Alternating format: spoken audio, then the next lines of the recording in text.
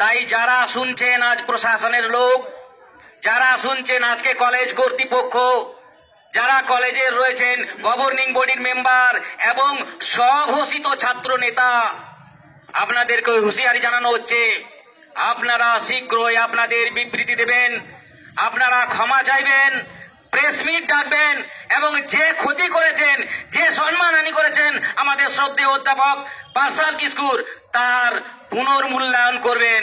নচেত আগামী দিনে আরো বৃহত্তর আন্দোলনের জন্য আপনারা প্রস্তুত থাকবেন। আপনারা যদি সৎ হয়ে থাকেন, আপনারা যদি নিরপেক্ষ হয়ে থাকেন, সে প্রেসিডেন্টই হোক, সে টিআইসি হোক, সে স্থানীয় প্রশাসনে হোক, আর কলেজের গভর্নিং বডি হোক এবং মিডিয়া পার্সনই হোক, তাদের প্রত্যেকের কাছেই আজকের এই ধিক্কার সমাবেশ থেকে আমরা দাবি তুলে নিয়ে যাচ্ছি এবং হুঁশিয়ারি দিচ্ছি, আপনারা অনতিবিলম্বে আপনাদের সাফাই যদি না দেন এবং যারা প্রকৃত দোষী তাদেরকে যদি শাস্তি বিধানের ব্যবস্থা করা না হয়, তাহলে এই যে জনগণ যারা আজকে বিভিন্ন জেলা থেকে পশ্চিমবঙ্গে এসেছে, আজকে এই কয়জনকে দেখছেন, আগামী দিনে এই সংখ্যাটা হাজার থেকে ছাড়িয়ে লাখে পৌঁছাবে। আর সেদিন পারবেন তো, সেদিন আপনারা পারবেন তো এই শান্ত নিরীহ আদিবাসী জনগণের কাছে জবাব দিতে? আমরা দেখলাম যে কলেজের মধ্যে চেয়ার টেবিল ছোড়াছুড়ি হয়ে গেল, মিডিয়ার সামনে ভুলভাল বার্তা দিয়ে দেওয়া হলো, অথচ সেই কলেজের যিনি ইনচার্জ তিনি এ বিষয়ে একটি মুখও খুললেন না, একবারও তার সমাধানের প্রচেষ্টাই করলেন না।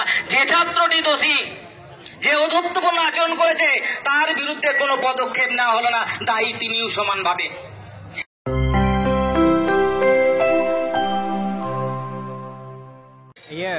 বিভিন্ন আদিবাসী গণসংগঠনের নেতৃত্ব, আদিবাসী ভাই বন্ধু দাদা দিদি গণসংগঠনের সক্রিয় সদস্য, আদিবাসী দরদি মানুষজন যারা উপস্থিত রয়েছেন, পুলিশ প্রশাসন তারাও, এবং এই মাইকের আওয়াজ যতদূর যাচ্ছে তাদের প্রত্যেককে জানাচ্ছি হুলসাই উলগুলান জোহার। আপনারা এতক্ষণ ধরে শুনলেন আজকের এই বিক্ষোভ মিছিলের মূল কারণ কি। গত 16ই মে যে ধরনের একটা ন্যাক্কারজনক ঘটনা ঘটল, এক নামী এক উচ্চশিক্ষিত প্রতিষ্ঠান যেটা রয়েছে, সেই উচ্চ শিক্ষা প্রতিষ্ঠানে যে ন্যাক্কারজনক ঘটনা ঘটল, যে ঘটনার কারণে আজ পশ্চিমবঙ্গের সমস্ত আদিবাসী মানুষদের মধ্যে এক বিক্ষোভ, এক তীব্র প্রতিবাদ গর্জে উঠতে বাধ্য হল। ঘটনাটা খুবই সামান্য, আপাত দৃষ্টিতে দেখলে মনে হবে। কি ঘটনা ঘটেছিল আপনারা জানেন, এই রানীগঞ্জের বুকে টিডিবি কলেজ রয়েছে, সেই কলেজের পদার্থ বিজ্ঞানের যিনি অধ্যক্ষ রয়েছেন শ্রদ্ধেয় অধ্যাপক পার্সাল কিস্কু মহাশয়, তাকে কিভাবে স্টাফ রুমের ভিতরে সমস্ত অধ্যাপক অধ্যাপিকাদের সামনে কিভাবে তাদেরকে হেনস্থা করা হলো, সেই সমস্ত সংবাদ, সেই ভিডিও ক্লিপ এই পশ্চিমবঙ্গ তথা ভারতবর্ষের বিভিন্ন জায়গায় ছড়িয়ে গেছে এবং আদিবাসী মানুষজন সেটা প্রত্যক্ষ করল যে একজন আদিবাসী যিনি হচ্ছেন নেতৃত্বে রয়েছেন, যিনি আদিবাসীদের দাবি দাবা নিয়ে, যিনি আদিবাসীদের অধিকার নিয়ে বিভিন্ন মঞ্চে, বিভিন্ন জায়গায়, এমনকি রাস্তায় আন্দোলন করেন, তার বিরুদ্ধে একটা ভিন্ন চক্রান্ত করা হলো এবং সেই চক্রান্তের শিকার করা হলো তাকে। আমি মানছি একটা কলেজে ছাত্র রাজনীতি হয়, সেখানে ছাত্রদের দাবি দাবা থাকতেই পারে, কিন্তু সেই দাবি দাবাটাকে অর্জন করার জন্য কেবলমাত্র ওই 88 জন অধ্যাপকের মধ্য থেকে বিশেষ একজন অধ্যাপককে টার্গেট করা হলো কেন? এর পিছনে নিশ্চয়ই একটা দূরভিসন্ধি রয়েছে। এবং আপনারা নিশ্চয়ই জানেন যে কলেজে বর্তমানে কোনো কিন্তু নির্বাচন হয় না, কোনো ছাত্র সংসদ হয় না, সেখানে ছাত্র সংসদের অস্তিত্বই নেই। তাহলে প্রশ্ন হলো, যেখানে ছাত্র সংসদই নেই সেখানে ছাত্র সংসদের প্রতিনিধি বা নেতৃত্ব এলো কোথা থেকে? তাহলে এর পিছনে নিশ্চয়ই কোনো রাজনৈতিক ষড়যন্ত্র রয়েছে।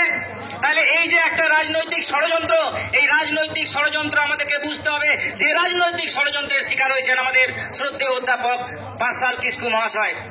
আমি বলছি যে ওই কলেজের মধ্যে অনেক বডি রয়েছে, অনেক কমিটি রয়েছে, যেই কমিটিগুলো অত্যন্ত সহজে এই সমস্যার সুষ্ঠু সমাধান করতে পারত। যাতে পার্সাল বাবুর আত্মসম্মান আত্মমর্যাদাকে রক্ষা করা যেত। কলেজের মধ্যে কি রয়েছে? কলেজের মধ্যে এসসি এসটি ওবিসি সেল থাকে, যে সেলের দায়িত্ব হচ্ছে ওই কলেজের মধ্যে যত এসসি এসটি ওবিসি ছাত্রছাত্রী থাকবে, যত শিক্ষক শিক্ষিকা থাকবে, যত শিক্ষাকর্মী থাকবে, তাদের যে কোনো ধরনের যদি সমস্যা হয়, তাদেরকে যদি হেনস্থা করা হয়, তাহলে সেই সেল সেই বিষয়ে উদ্যোগ নেবে। আমার কাছে খবর নেই টিডিবি কলেজে সেই সেল কোনো উদ্যোগ নিয়েছে কিনা, কোনো উদ্যোগ নেয়নি। তাহলে এর পিছনে নিশ্চয়ই কোনো রাজনৈতিক একটা চক্রান্ত চলছে, তা আমাদের সামনে প্রতিষ্ঠিত হচ্ছে। দ্বিতীয় কথা, এই সমস্যার সমাধান করার মূল দায়িত্ব ছিল কার? যিনি ওই টিডিবি কলেজের যিনি টিচার ইনচার্জ, যার দায়িত্ব হচ্ছে সেই কলেজের পঠন পাঠনটাকে সুষ্ঠুভাবে পরিচালনা করা। তারই সঙ্গে ওই কলেজের অভ্যন্তরে যদি কোনো ধরনের কোনো বিশৃঙ্খলা সৃষ্টি হয় বা কেউ যদি করে, তাহলে সেই বিশৃঙ্খল সৃষ্টিকারী সেই ব্যক্তিকে চিহ্নিতকরণ করে তাকে শাস্তি দেওয়ার ব্যবস্থা করা। আমরা দেখলাম যে কলেজের মধ্যে চেয়ার টেবিল ছোড়াছুড়ি হয়ে গেল, মিডিয়ার সামনে ভুলভাল বার্তা দিয়ে দেওয়া হলো, অথচ সেই কলেজের যিনি ইনচার্জ তিনি এ বিষয়ে একটি মুখও খুললেন না, একবারও তার সমাধানের প্রচেষ্টাই করলেন না। যে ছাত্রটি দোষী, যে অধত্বপূর্ণ আচরণ করেছে, তার বিরুদ্ধে কোনো পদক্ষেপ নেওয়া হলো না, দায়ী তিনিও সমানভাবে।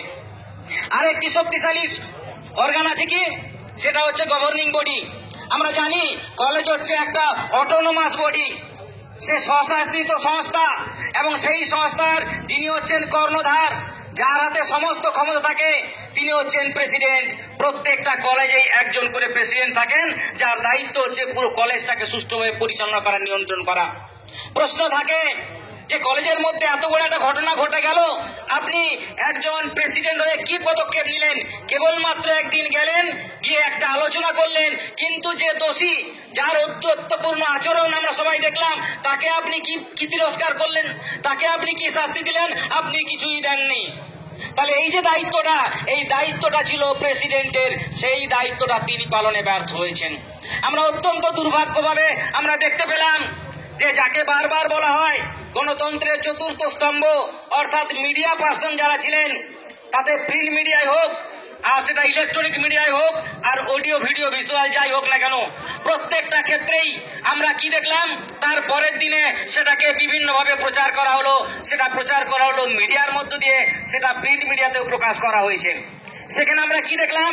সেখানে দেখলাম যে সমস্ত মিডিয়ায় কিন্তু একতরফাভাবে বারবার এই আমাদের আদিবাসী অধ্যাপক পার্সাল কিস্কুকে টার্গেট করেছে। আমাদের প্রশ্ন এখানেই যে এই যে বারংবার এতগুলো অধ্যাপক অধ্যাপিকাদের মধ্যে পার্সাল কিস্কুকে টার্গেট করা হলো, এই পার্সাল কিস্কুকে টার্গেট করার পিছনে কারণটা কি রয়েছে? আপনারা একটু গভীরভাবে চিন্তা করে দেখুন। এই কথাটা আমার পূর্বেও যারা বলেছেন অনেকেই টাচ করেছেন যে এর পিছনে মূল কারণ হচ্ছে যে পার্সাল বাবু হচ্ছেন একজন আদিবাসী গণসংগঠনের নেতা। তিনি বারবার প্রতিবাদ করেছেন, এই প্রশাসনের বিরুদ্ধে তিনি বক্তব্য তুলে ধরেছেন এবং তিনি প্রশাসনকে তথা সরকারকেও সতর্ক করেছেন। আমরা কি ধরে নেব এই প্রশাসনের বিরুদ্ধে, এই সরকারের কুকীর্তির বিরুদ্ধে এই সমস্ত কথাগুলো তুলে ধরার জন্যই তাকে আজকে হেনস্থার শিকার হতে হলো? যদি তা নয়, যদি প্রশাসন স্বচ্ছ হয়ে থাকে, যদি মিডিয়া স্বচ্ছ হয়ে থাকে, যদি ওই টিডিপি কলেজের গভর্নিং বডি যদি স্বচ্ছ হয়ে থাকে, তাহলে আমরা আজকে এই ধিক্কার সমাবেশ থেকে দাবি তুলছি, আপনারা অনতি বিলম্বে এই কয়েকদিনের মধ্যেই আপনারা বিবৃতি দেবেন, আপনারা মিডিয়া পার্সনকে ডাকুন।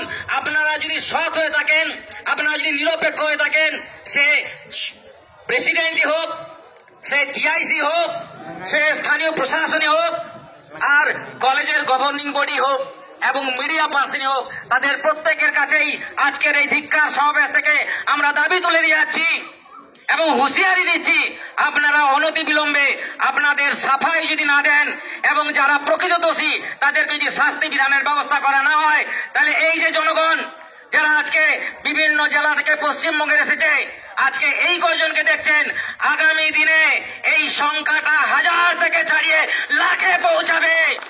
আর সেদিন পারবেন তো, সেদিন আপনারা পারবেন তো এই শান্ত নিরীহ আদিবাসী জনগণের কাছে জবাব দিতে?